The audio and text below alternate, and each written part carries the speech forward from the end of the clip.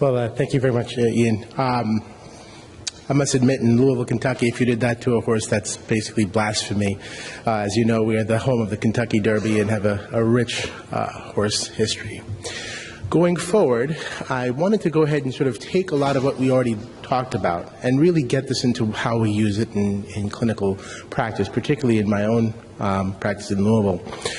And so going forward, as you know, in Louisville, we are certainly known for our basketball, and in the midst of March Madness, I think it's a sort of an important place, and I'm sure many of you were riveted with the game last night. However, the other thing that we're really known about is this issue of burden of disease. As you can see here, we have always been one of the states in the Union that has had some of the highest rates of hypertension for a long time. We have a low socioeconomic range. We have many challenges when it comes to adherence rates. And as a result of that, we have had a lot of difficulty with our goal attainment rates. And so at this point, we are basically fighting in a gunfight with a knife. And so we try to use every tool that we can. And so anything that we can use that can help us, and particularly our patients, to understand their pathology and to help them understand what it's doing to them internally can be of assistance. And this is where I use the aortic stiffness indices. And I use them in two settings. And of course, on the left here is a sort of I use a phlebotomy chair for my screenings, or at least for my measurements. I have one of the older generation machines here that is a tonometer that's shaped like a pen. So having a little bit of extra stability is always important. Now, the new generation machine is beautiful in the sense that it just goes on as a cuff and is very easy to use, and I would think that this is going to be redundant with the newer generation. And of course, I use it a lot for screenings, and this is just recently, this month, we were at YMCA, and I use this as part of a hypertension screening. And this is one of our postdocs, Natasha, who has an interest in looking at aortic stiffness indices and environmental factors. We also have a lot of pollutants, particularly with a large rubber factory industry in the area, and we found some signal to suggest that pollutants have also had some signal towards a higher aortic stiffness. But the long and the short of it is that in both of these settings, we've been able to find the use of the modality to be very helpful. And I think that as we go forward, we'll go ahead and perhaps try to illustrate that for you. Of course, I wanted to go over some of the salient background that may, of course, be helpful. As you know, the central pressure increases. As we talked about, we do see an increase of stroke and renal failure. As the LV load increases, we do see an increase in LV mass, and all these issues of LV hypertrophy and heart failure has been already been recognized and already been shown in previous slides. This issue of heart failure is, of course, a very big one for Louisville, particularly because our rates of non-ischemic cardiomyopathy, particularly in the African-American population, is extremely high. We have the second highest LVAD population in the country, the left ventricular assist device population, and as a result of much of that is secondary to the hypertension that we see. Now, the portion of this, and with no pun intended, or perhaps pun intended, is that this whole issue of coronary perfusion and aortic stiffness go hand in hand. And of course, as we get older, the complexity of what we see and the dynamics of the waveforms gets more and more blunt. As we get more stiff over age, what we also sacrifice as a result of that is coronary blood flow. That has been shown with multiple modalities, particularly as a cardiac imager in my coronary PET and CT imaging. However, what this allows me to do with the Sigma core is a quick and dirty, if you will, of looking at this parameter, and hopefully by the end of this, you'll gain a better understanding of what I'm trying to sort of get at in just a moment. So, When I get an output for a patient, I just wanted to go ahead and show you what we get.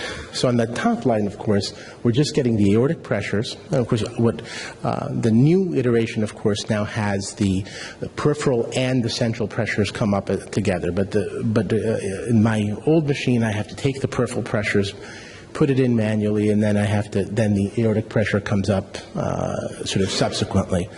I get an aortic pressure, an aortic I get aortic pressure, an augmentation pressure, an augmentation index, and a heart rate. Now, what does this all mean? So, going back here, the augmentation pressure is nothing more than what we talked about. Is this issue, as Dr. Wilkinson pointed out, is basically the reflection back of what's coming out of the left ventricle, going to the arteriolar bed, coming back towards the heart. And is a measure, of course, of the stiffness and augmenting the pressure in the central pressure, within the central bed. The augmentation index is nothing more than a percentage of that of the general pulse pressure. Now, when you look down here, if you say, look at the augmentation index, okay, fine. Why is the augmentation index standardized at 75%, at a heart rate of 75? Well, you can imagine if your systolic and diastolic times change, you have to standardize that to some time. So as a result of that, if you standardize it to 75 beats, then you've taken that change that you would have that would be chronotropic, and you've just standardized it to one time. Does that make sense? I hope that so as a result of it, that's why you have, not only is the index standardized by the pulse pressure, but it's also standardized by the chronotropy, which is the heart rate. Now, again, to sort of get you a better sense of this, I love this sort of, well, it's not sort of a cartoon, but a little sort of video to sort of give you a sense of what's going on. In a normal, or sort of a younger aorta, if you will, as we see forward propagation from systole, what we see is that the blood flow will get to that first sort of point of resistance, which is usually the first or the second sort of arteriolar branch point, and we see that reflection back. Now, three dynamic changes should be seen to your eye. One, of course, is that there's a change in the luminal diameter as that's going forward, right? As you can see, follow that, that's getting bigger, and that gets smaller, and then gets bigger again. Notice that this is fairly slow, too. So this is also a function of velocity as well. There's a velocity component here. And of course, if you look down here, which is a reflection here, there's also a pressure component here. So there's three components here: a luminal change, a velocity change, and a pressure change. That's what happens. And this is what the beauty of the vascular system is. Imagine if we didn't have this system in place and how hard that left ventricle would have to work. The fact that we have vasculature that allows the blood to go down into the periphery, to allow perfusion to the very, very tips of our fingers and toes, is testament to the fact that we have a vasculature system that really works as an organ, and hence the beauty of the system and the elegance of it all. Now, as we get older and we get stiffer aortas, and we go ahead and make perhaps unintelligent lifestyle changes, as you can see here, a couple of things. The luminal changes is no longer as obvious. The velocity that's coming back is much faster, and of course, the pressure that you're seeing is much higher. So this is what we're calling as that augmentation pressure. That's what this is the augmentation pressure. And as you can see here, the stiffer that aorta is, the higher that augmentation pressure is. That simple. So, I mean, when I try to explain this to my fellows, of course they fall asleep because they all want to do interventional. So it's a different story. But so, why does this stuff matter? And why should I be using this as an endpoint? Or why should I even care about this in my clinic? And I would say that this study really does give me some fodder for future thought. It's the chicken or the egg, right? It's the thought of, well, what comes first? The blood pressure problem or the high blood pressure, or does the aortic stiffness comes first? And the Framingham Offspring study really did perhaps try to answer that question. So in this study, in the 1,800 participants, what we found was that there was a higher arterial stiffness that was first seen 7 years before the progression of blood pressure. So in other words, before the phenotypic change of high blood pressure was noted, the aorta was already stiff. So perhaps aortic stiffness leads to the high blood pressure, not the other way around. So, putting this all together, if I'm going to target the aortic stiffness, am I going to go ahead and thwart the progression of high blood pressure? It's a thought. And particularly now, as the guidelines being clear as mud, I may need an extra tool to be able to use that as my surrogate endpoint. So that's sort of where I'm coming at this as a clinician. Is it right? Is it wrong? I'm not sure. You've seen some of the data already. So the point is that is some of this conjecture? Sure. But at the end of the day, there's certainly enough surrogate endpoint evaluation and correlation that at least in my mind gives me enough rationale to go ahead and use this approach. So for me in the clinic, there's 6, or at least in this point, 5 different things that really help me with this. And I'm going to go over a few cases with you that I think were kind of changing to me, that really sort of highlighted to me, and particularly to my staff, the importance of using aortic stiffness indices in the clinic. One is that it's been an extremely important driver of lifestyle choices. Number one, that it has helped me with my regimen changes. It's helped me to make to really make a decision whether or not I'm actually going to treat a patient for hypertension or whether I'm not going to treat them. A diagnosis of aortic conditions or systemic processes. And of course, the issue of treatment adherence. In my population, as I've spoken to you, treatment adherence has been a major issue. Is the possibility that the signal that I'm getting from this, from these tests, giving me an indication of whether my patient is actually doing a good job of whether medications are getting into the alimentary tract and being metabolized by the patient, or are they sitting on some shelf gathering dust. So let's go to the first one. This is a 52-year-old female with a history of smoking, poor sodium-rich diet, who's currently on a regimen of hydrochlorothiazide and diltiazem at 360. Now, on the left panel here, you're seeing the radial pressure of 114/71 with a mean pressure of 88 and a pulse pressure of 43. On the right-hand side of the yellow is an aortic pressure, or the central pressure, with a blood pressure of 110/71 and a mean pressure of 88 and a pulse pressure of 39. While these pressures look very good, we find 2 things here. We find that the augmentation pressure is quite high for her age and sex match, and we find that the augmentation index for her age is very high as well, 52, while the upper limit of normal is 39. There's 2 points here that are that I look at for my own practice, and one that I'm still trying to grapple with, and I think there's some, as I'm trying to gather more data, I hope that I can get an answer for you, at least to get, or at least get it, make more sense of it. This Figma-Core machine also has the ability to give me what's called an injection duration, which is very simply the percentage of time that the left ventricle is actually pumping blood out.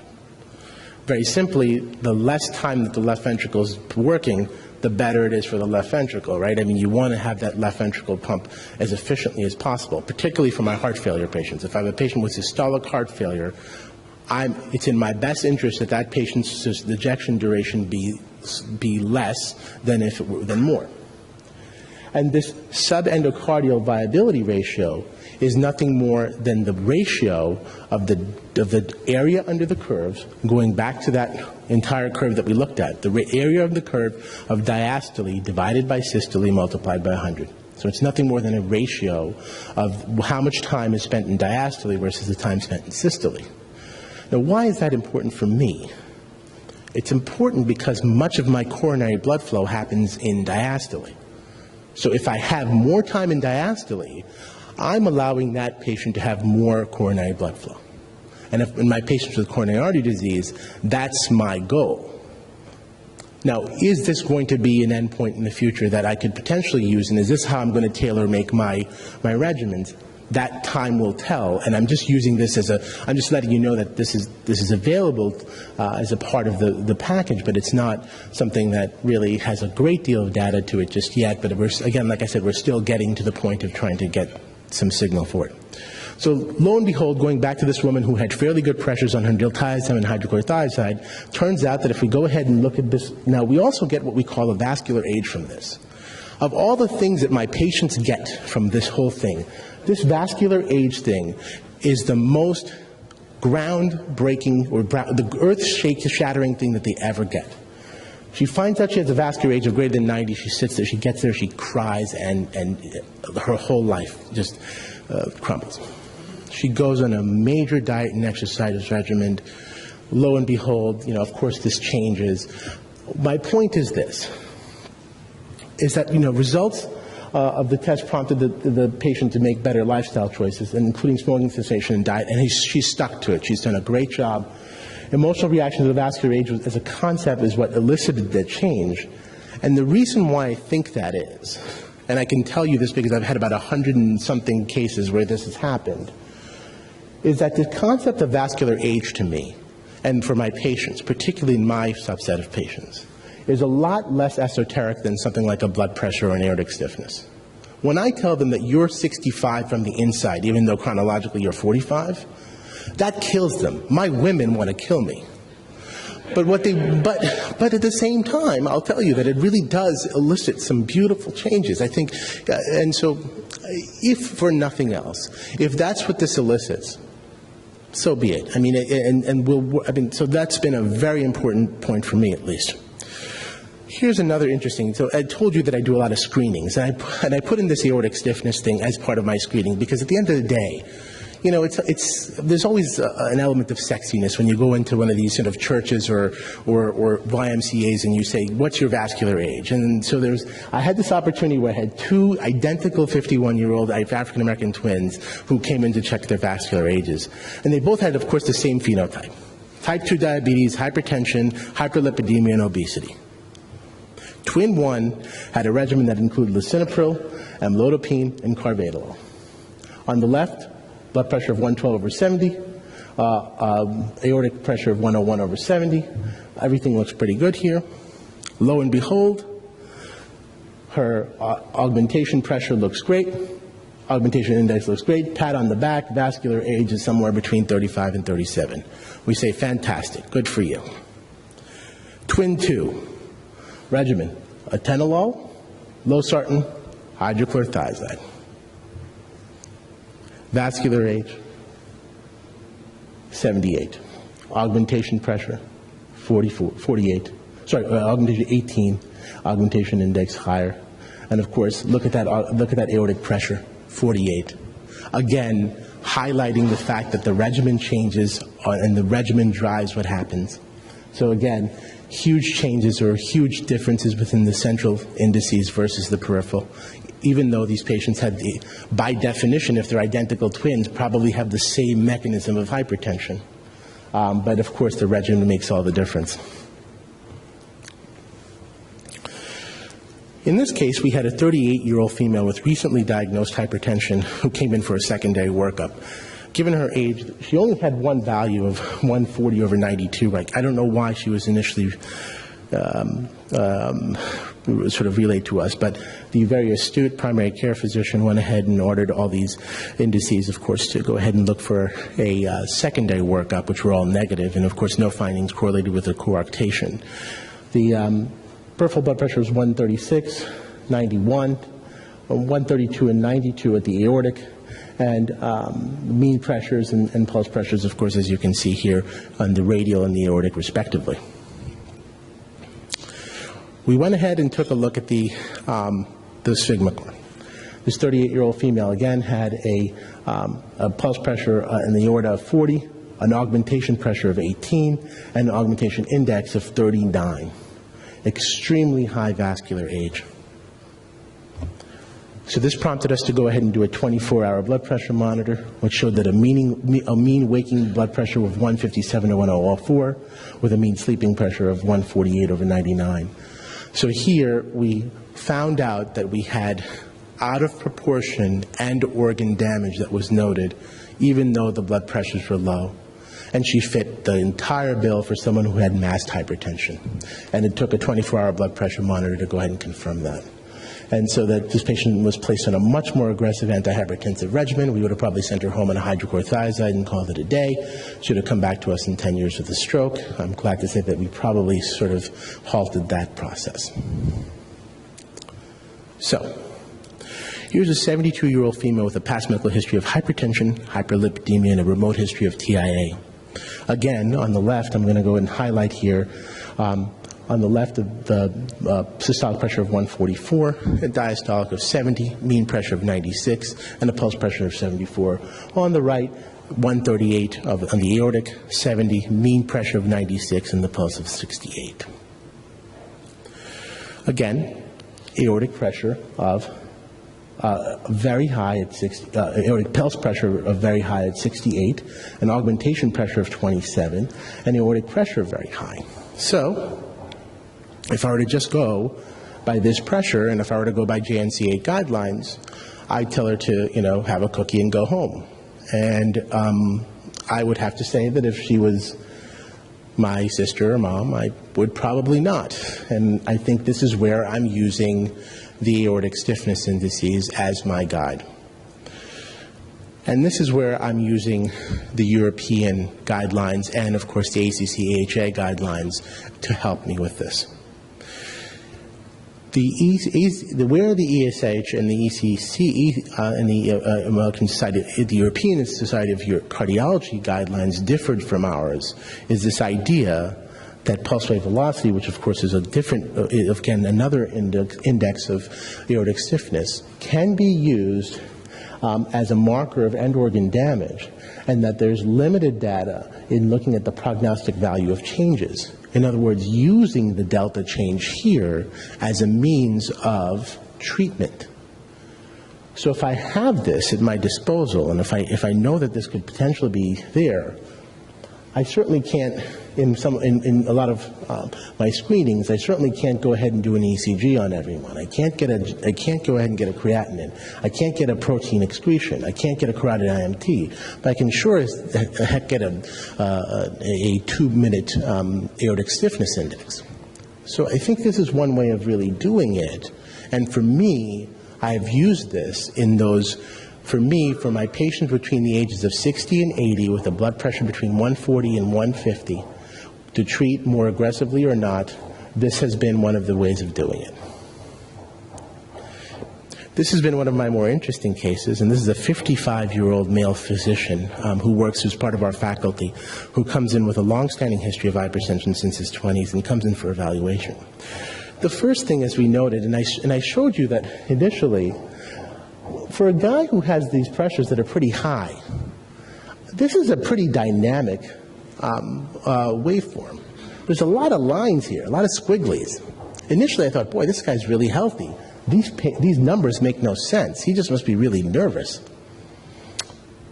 Lo and behold, we go ahead and do an aortic stiffness, and of course his aortic pressure is really high, but his pulse pressure is low, his augmentation pressure is really low, and his augmentation index is, again, sort of in that reference range. His vascular age is 40, even though he's 55.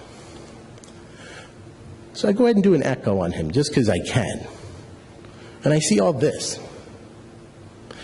And what I see here, and for those of you, I see this floppy mitral valve. And he's got pretty severe mitral valve prolapse. So it turns out he has Ehlers-Danlos syndrome. So it is connective tissue disorder. And it turns out that we went ahead and screened his family members, and some of them had it too. And what's sort of important about this is that there are some, of course, this is a rare case. I'm not going to say this is going to happen every day in my clinic. But the long and the short of it, it's kind of nice to be able to use the tool to go ahead and pick up some sort of systemic problems. The last case really highlights this issue of treatment adherence. In my 46-year-old female with a history of hypertension, she was treated with amlodipine and losartan for 1 year, and she's had a history of non-adherence, and she's a wonderful lady. She wants to keep me happy, we have a good relationship, but she's just terrible about taking our medications. And so her first visit, this is her blood pressure, 121 over 83, 117 over 83 here on the aortic, and things are looking okay. And of course, she has some signal here that tells me that things aren't, she's sort of borderline. She's got an augmentation pressure of 15, and she's got an augmentation index that's sort of in that higher side at 38. But 3 months later, I went ahead and put her on all these meds. And of course, lo and behold, now she's, again, one of the things that happens is that her blood pressure comes back. She's sort of in that, still in that normal, nothing that's really out of too high. Again, look at the waveforms, about the same in the radial side, but 131 over 88, 127 over 89. But really, no change or perhaps even worse. And what I find is that a check with the outpatient pharmacy notes that there's no refills in the last 2 months. So clearly, if she had been taking her medications for those 2 months, I would have seen some improvement here in these indices. But there was no improvement. What she had done is that she sang like a canary and said that because she didn't want to disappoint me, she took her blood pressure medications the morning of. Of course, she had a little bit of a decrease in her blood pressure, but amlodipine, as you know, with this long half-life, isn't really going to do a whole lot, and that's why they were sort of on that higher range. So that was the issue. So in summary, the central blood pressure waveform provides information on arterial stiffness and wave reflection that is not available from standard brachial blood pressure cuff measurements. And in terms of the wave reflection parameters, such as central pulse pressure and augmentation index, they can provide information regarding the potential impact on a patient's hypertension and cardiovascular risk, the assessment of the source of hypertension, the choice of the antihypertensive regimen, including the medication changes, and the assessment of the efficacy of the antihypertension treatment and the direction of the further treatment. So I thank you very much for your attention.